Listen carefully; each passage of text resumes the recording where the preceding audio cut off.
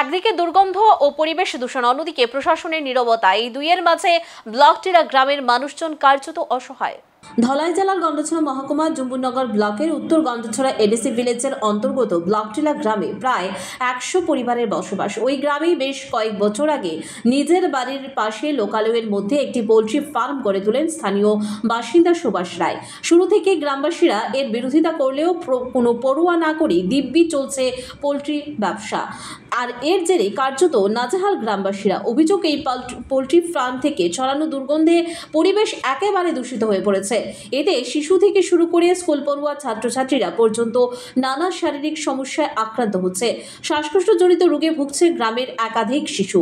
এমনকি দুর্গন্ধের কারণে ঠিকমতো খাওয়া দাওয়া করতেও পারছে না অনেকে।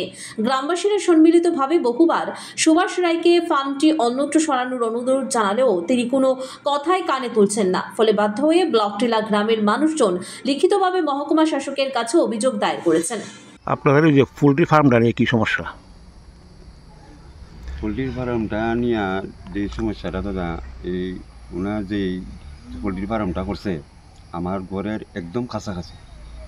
এটার দুর্গন্ধে একদম আমরা এই দুইটা দরজা একটা জানালা প্রায় বদ্ধ, এটি খুলেই হয় না এটার গন্ধের কারণে। এখানে কত পরিবার আছে?